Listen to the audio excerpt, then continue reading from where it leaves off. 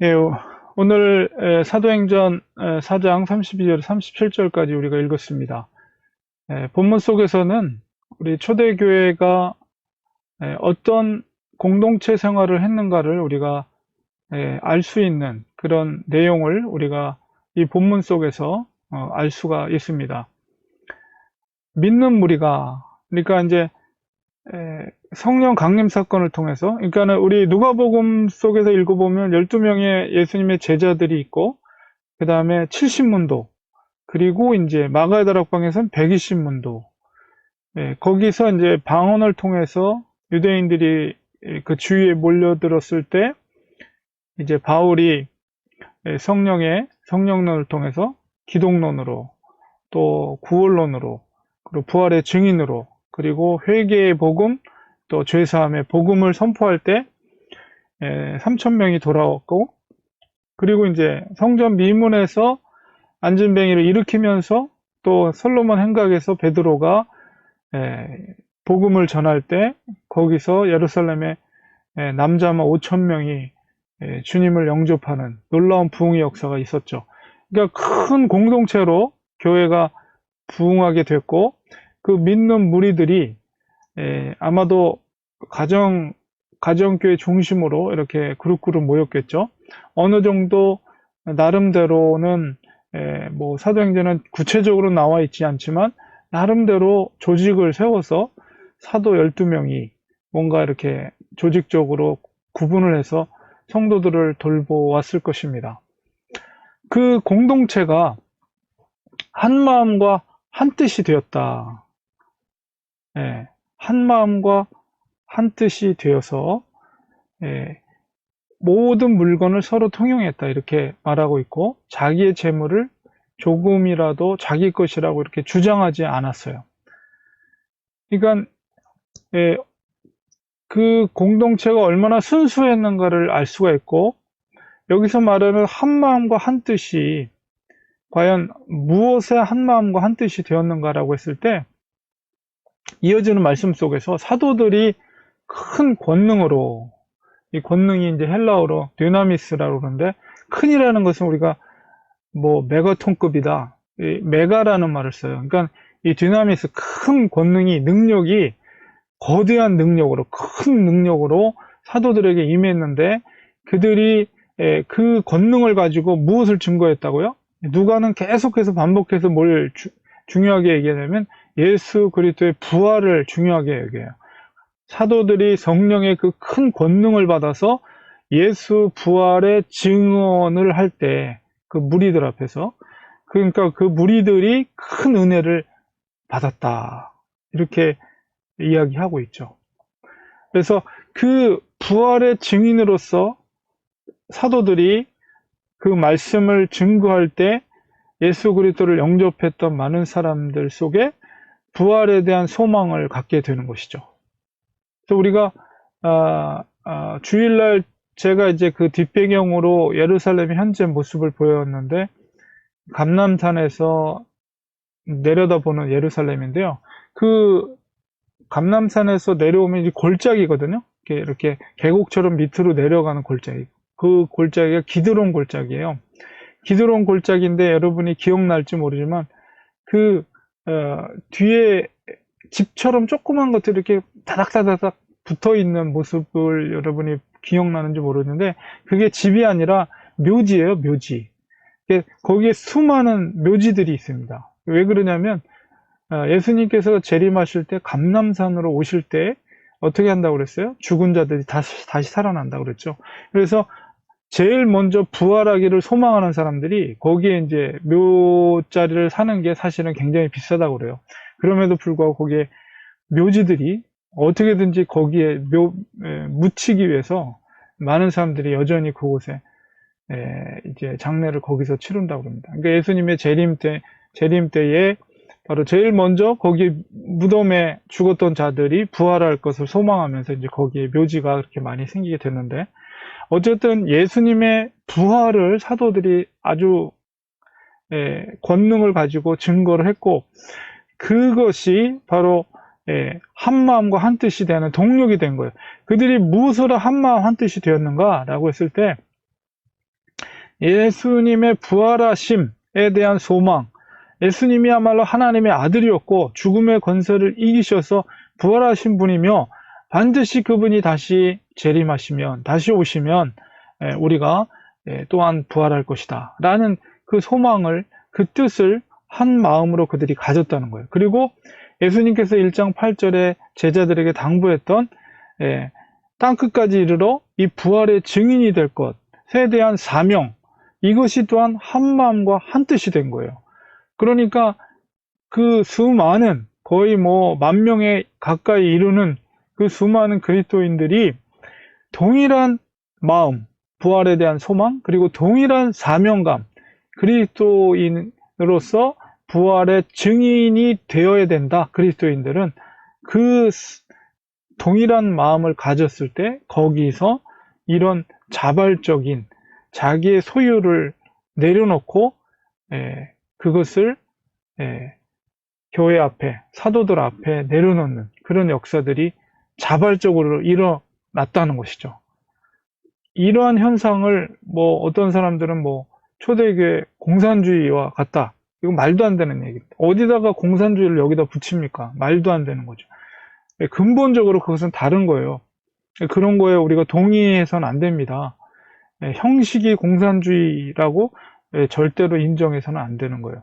이거는 정말 하나님의 사명감을 가지고 하나님의 말씀, 예수 그리스도의 부활하심을 동일한 공동체와 동일한 마음으로 그 속에서 우러나오는 자발적인 그런 행위였다는 것이죠. 그래서 34절에 보면 그 중에 가난한 사람이 없으니 이는 밭과 집 있는 자는 팔아 그 판 것의 값을 가져다가 사도들의 발 앞에 두었다. 그리고 그들이 각 사람의 필요를 따라 나눠줬다. 이렇게 말하고 있습니다. 그 그리스도인 공동체 안에는 가난한 사람이 없었다는 얘기는 뭐냐면 그만큼 분명히 왜 가난한 사람이 없었겠어요.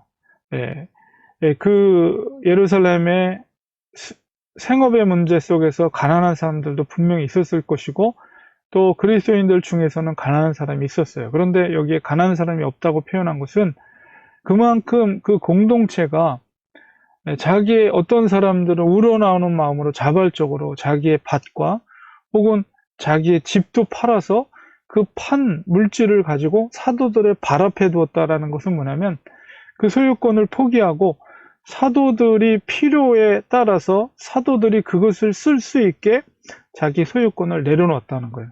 그러니까 사도들이 이 목양을 하는 데 있어서 여러 가지 물질이 필요했겠죠. 그리고 그럴 뿐만 아니라 그 기독교 공동체 안에 가난한 사람들도 있었는데, 가난한 이웃들이 있었는데 그들에게 꼭 필요한, 생존을 위해서 필요한 사람들에게 그 자발적으로 밭과 집을 판 그 물질에 대해서 그것을 필요한 자들에게 사도들이 나눠줬기 때문에 그 공동체 안에 가난한 사람이 없었다는 거예요.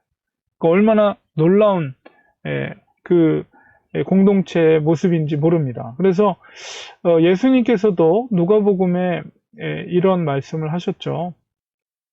누가복음 4장 18절에 보면 주의 성령이 내게 임하셨으니 이는 가난한 자에게 복음을 전하게 하시려고 내게 기름을 부으시고 나를 보내사 포로된 자에게 자유를, 눈먼 자에게 다시 보게 함을 전파하며 눌린 자를 자유롭게 하였다.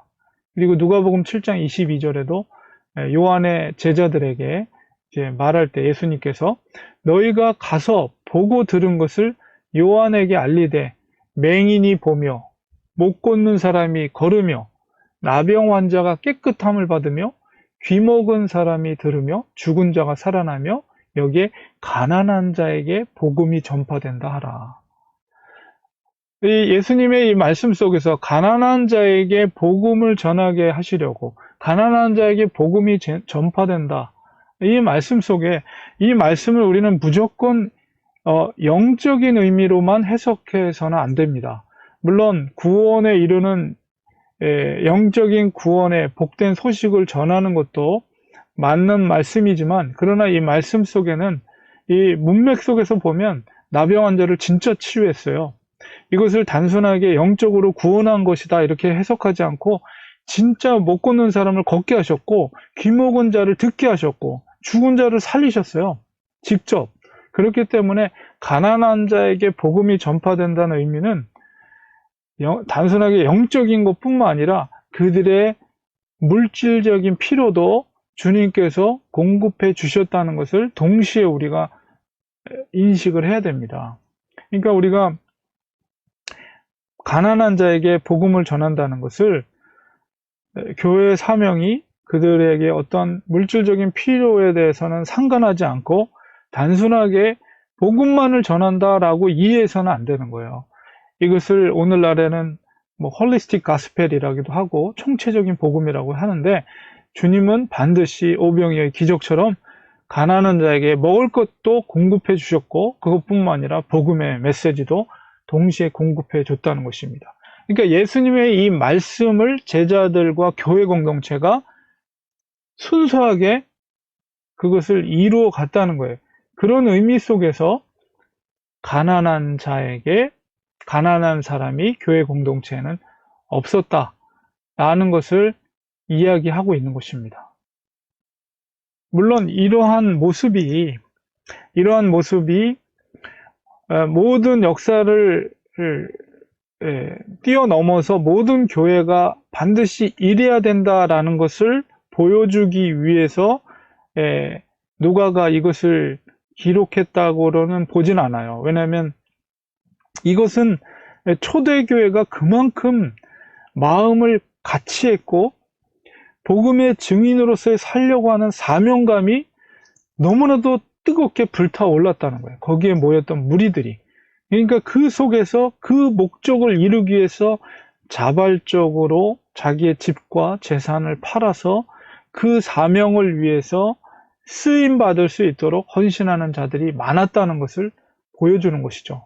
그러니까 이것을 공식적으로 모든 교회가 문화나 시대를 초월해서 반드시 이렇게 살아야 된다라고 이렇게 말하는 건 아니지만, 그러나 그만큼 초대교회가 순수했다. 그만큼 그 사명감이 불타올랐다는 거예요. 그것을 우리가 이해할 필요가 있습니다. 그런 초대교회 모습 속에서 이제 아주 중요한 인물이 등장을 합니다. 36절에 구브로에서 난 레위족 사람이 있으니 이 사람은 요셉이라 사도들이 일컬어 바나바라 했다. 그래서 이 바나바라는 사람이 등장을 합니다. 원래 이름은 요셉이라는 사람인데요. 그 구브로가 어딘가 제가 지도를 보여드릴게요.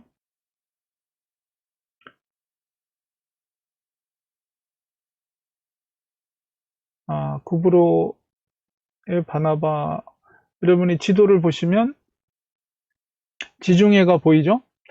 그 다음에 이제 예루살렘에서 이제 안디옥, 다소, 여기는 이제 바울과 관련된 인물인데 그 중간에 이제 지중해 중간에 구브로라는 섬이 있습니다. 바로 바나바, 요셉은 바로 저 구브로에서 태어난 사람이에요. 그런데 그는 레위 지파였기 때문에 유대인이죠. 그러니까 유대인이지만은 구브로에서 태어나서 구브로에서 자라났고 성인이 된 이후에 이제 예루살렘으로 와서 거기서 이제 예수님을 만나게 된 거죠. 그러니까 우리 여러 학자들이 얘기하지만은 저도 그렇게 인정을 합니다. 그러니까 70문도, 예수님을 따랐던 70문도, 12사도는 안 들어가지만 그 70문도 중에 한 사람이 바로 그 중에 한 사람이 이 요셉이었던 바나바였을 것으로 이야기를 합니다. 그렇기 때문에 예수님이 공생의 기간 동안에 같이 예수님을 따라다니면서 예수님의 사역 가운데 동참했던 사람 중에 한 명입니다. 그러나 그 출생은 바로 구브로에서 태어났다. 그래서 구브로 유대인임에도 불구하고 디아스포라 흩어졌던 많은 유대인들이 있었기 때문에 특별히 이제 그 헬라 문화권에서 자란 유대인이다. 이렇게 이해할 수가 있어요. 근데 누가가 이제 바나바를 등장하는 이유는 헬라 문화권에서 자란 바나바를 통해서 하나님이 쓰시기에 합당한 그런 배경을 갖고 있어요. 첫째는 뭐냐면 헬라 문화권에 익숙해요. 그렇다면 헬라 문화권을 갖고 있는 유대인뿐만 아니라 헬라인들에게 복음을 전하기에 정말 잘 준비된 사람이다. 그 다음에 언어에 능통하다. 언어 헬라어뿐만 아니라 아람어, 뭐 히브리어 모든 것이 능통한, 물론 사도 바울도 동일하긴 하지만, 그러나 어쨌든 바나바라는 사람이 여기에서 등장하는 이유는 바로 복음이 이제 헬라 문화권에도 자연스럽게 전할 수 있는 그런 하나님의 사람을 하나님이 준비시켰다는 것을 우리가 이해할 수가 있는 것이죠. 자, 그래서 이 구브로 출신의 바나바, 요셉, 원래 이름은 요셉인데, 이 사람이 이제 바나바라는, 특별히 사도, 12사도에는 포함되어 있지 않지만 거의 사도나 마찬가지예요. 사도들이 그 요셉을 칭하기를, 별칭을 칭하기를 바나바라고 이름을 붙여준 것이죠. 그래서 그 이후로는 다 바나바라고 성경은 누가는 기록하고 있어요. 바나바라는 것은 이제 번역하면 위로의 아들이다, 이렇게 표현되어 있는데, 이제 정확하게 표현하면 바나바라는 것은 아람어 이름인데요. 바라는 것은 아들이라는 이름이에요. 나바의 아들이다. 나바는 이제 라삐, 선지자의 아들이다, 이런 의미를 갖고 있고, 선지자는 그 당시에 선지자는 사도죠. 그러니까는 사도의 역할을 그만큼 해내는 그런 존경을 받는 사람이었다. 그러니까 거의 사도나 마찬가지예요. 그러니까는 사도의 역할은 위로해주는 사람, 권면해주는 사람이죠. 그렇기 때문에 위로의 아들이다, 이렇게 번역이 되는 거죠. 그래서 이 바나바는 그만큼 사도들로부터 존경을 받는 그런 인물이었다라는 것을 우리가 짐작할 수 있어요. 그만큼 사도들이 그를 새로운 이름을, 바나바라는 이름을 붙여줄 정도였다면 그 교회 공동체 안에서 굉장히 존중을 받는 사람이었다. 그러니까 사도와 마찬가지 그런 사람이다, 이렇게 이해할 수가 있는데, 바나바도 밭이 있었어요. 근데 이게 밭이 이제 성경상으로는 정확하게 그가 예루살렘에 있었던 밭인지 아니면은 그가 태어났던 구브로에 있었던 밭인지는 정확하게는 알 수 없지만은, 이제 문맥상으로는 아마도 구브로에 있었던 밭이 아닐까, 그런 생각이 듭니다. 그래서 그 밭이 있었는데, 그런데 이 밭이라는 헬라어 언어로 보면 이게 굉장히 큰 규모의 밭이에요. 그래서 그 밭을 팔아서 그것을 또한 사도들의 발 앞에 두었다. 정말 자원하는 마음으로 그것을 사도들 앞에 두어서 사도들이 필요한 것에 그것을 쓸 수 있게끔 하였다는 것이죠. 그래서 이 바나바를 통해서 새로운 사역이 열리게 될 것을 우리는 짐작할 수가 있죠. 물론 이 바나바를 통해서 이제 사도 바울이 등장하게 되는 계기가 되고, 이제 이 예루살렘 교회에서 이제 그 안디옥 교회, 아까 지도에서 봤던 그 안디옥 교회에 그 사도가 파송되지 않았음에도 불구하고 저 안디옥, 거기에 정말 그 어떤 그리스도인, 예루살렘으로부터 무명의 그리스도인이 가서 처음에는 유대인들에게만 복음을 전하다가 한번 그냥 헬라인들에게 복음을 전했는데 그 속에 놀라운 부흥의 역사가 일어났어요. 그런 소문이 예루살렘에 들렸을 때 예루살렘에서 누구를 보내냐면 바로 이 바나바를 그곳에 파송합니다.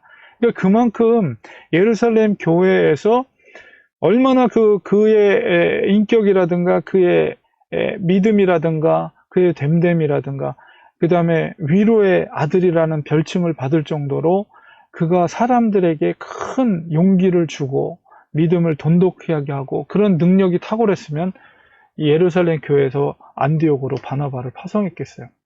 그래서 11장에 보면 거기서부터 이 그리스도인들이 그리스도인이라는 호칭을 받게 돼요. 그러니까 그 전까지는 이 그리스도인들을 그리스도인이라고 부르지 않고 그냥 갈릴리 사람들 아니면은 갈릴리 사람들 아니면은 예수님의 출신이었던 그 지역 이름을 붙여서 그 사람들을 호칭을 했습니다.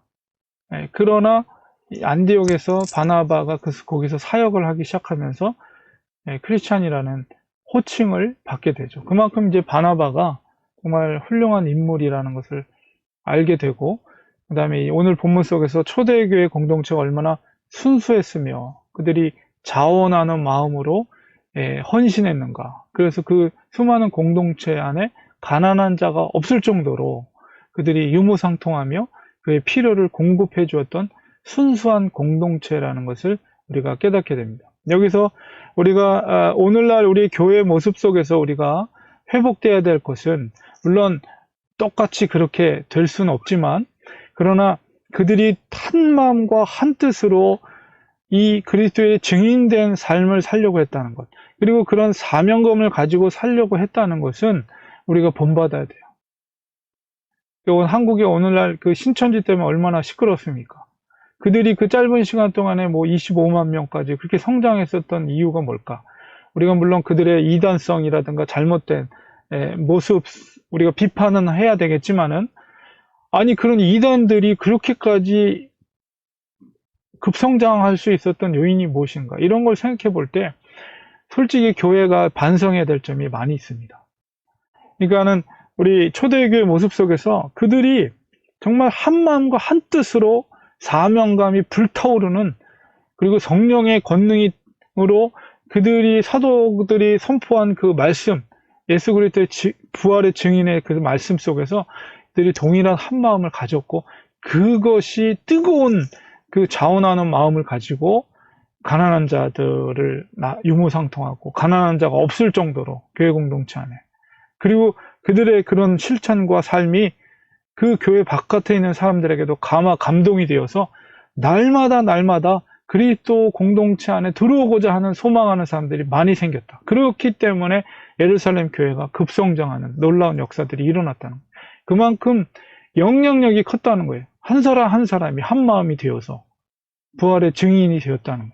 부활의 증인으로서의 삶을 살았다는 거예요. 그것이 예루살렘 교회가 급성장했던 요인이었다는 거죠. 그러니까 오늘날 우리가 그런 것에 비하면 너무나도 가슴이 냉랭해요. 우리 오늘날의 교회의 모습은 너무나도 냉랭해. 그것을 우리는 이 초대교회의 모습을 보면서 좀 우리가 반성해야 될 부분이다. 우리가 정말 이 예수님의 부활하심에 대한 이게 진짜 진리라는 것을 우리가 갖고 있다면 가만히 있을 수 있겠습니까? 이것을 알지 못하는 죽어가는 불쌍한 영혼들에 대해서 정말 우리가 가만히 있을 수가 없겠죠. 정말 뜨거운 마음으로 어떻게든지 그를 살리고, 정말 이 소망의 소식, 부활의 소식으로서 우리가 증인이 되고자 하는 열망이 있지 않겠어요? 바로 그런 교회로 우리가 회복이 돼야 됩니다. 하나님은 여전히 그런 교회를 찾고 있고요. 그런 성령의 권능으로 예수 그리스도의 증인, 부활의 증인으로서 뜨겁게 살고자 하는 성도들과 또 교회를 하나님은 지금도 찾고 계시다는 것이죠. 우리가 이 말씀 속에서 그것을 우리가 인지해야 됩니다. 물론 이 순수한 공동체 속에 이제 우리가 내일 살펴보겠지만, 5장으로 넘어서 살펴보겠지만, 역시 인간이 모임 집단 속에서는 불순한 동기를 갖고 있는 사람들이 여전히 존재하고는 있어요. 초대교회에서도 아나니아 삽비라 사건을 통해서 그것을 알 수가 있는데, 그럼에도 불구하고 초대교회의 이런 순수한 모습들은 우리가 계속해서 본받아 가야 되는 것입니다. 우리 오늘 말씀을 잘 기억하면서 우리가 오늘날 교회가 회복되어야 될 부분이 무엇인가, 이런 것을 우리 다시 한번 깨닫는 시간을 갖기를 원합니다. 우리 기도하겠습니다. 하나님 아버지,